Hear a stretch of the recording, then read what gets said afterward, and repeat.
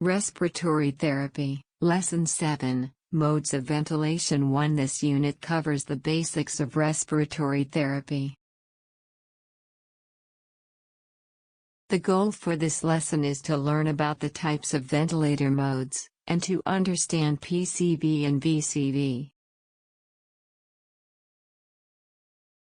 This is the content of this lesson.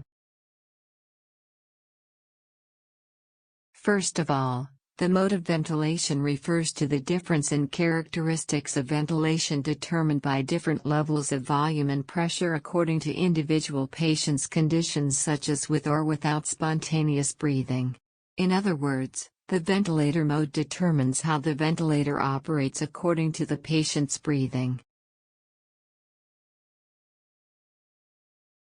The basic types of ventilation modes are classified as shown in the table.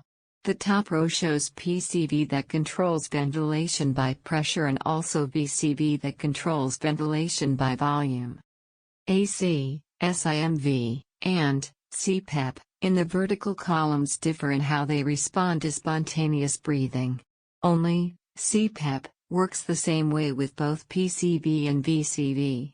In this lesson, we will describe PCV and VCV, and the characteristics of each mode.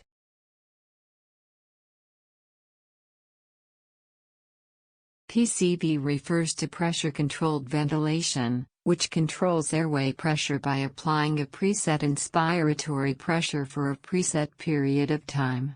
For example, if inspiratory pressure is set at 20 mm of mercury with inspiratory time of 1 second, 20 mm of mercury of pressure is continued to be applied to the patient's lungs for 1 second before breathing switches to expiration.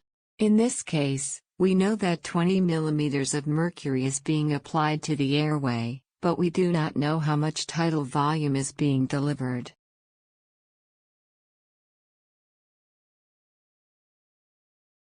One of the advantages of PCV is that it controls the airway pressure, so there is no risk of applying excessive airway pressure.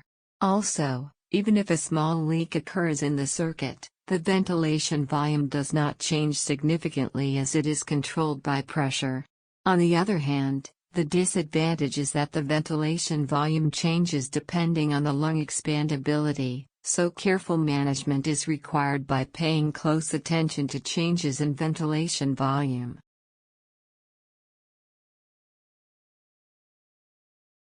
VCV refers to volume-controlled ventilation, which switches to expiration after a preset volume of ventilation is delivered to the lungs. For example, if tidal volume is preset at 500 ml at a preset rate, inspiration switches to expiration when the volume reaches 500 ml.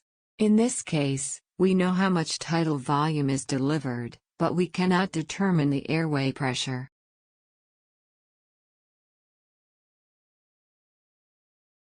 One of the advantages of VCV is that the fixed tidal volume can be delivered at all times.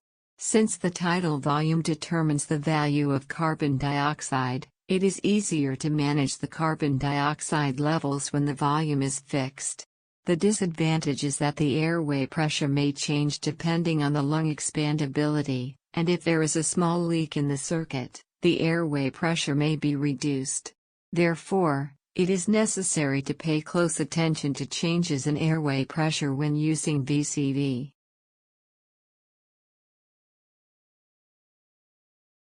This is the end of Lesson 7, Modes of Ventilation 1. Make sure you've mastered the basic concepts before you move on to the next level.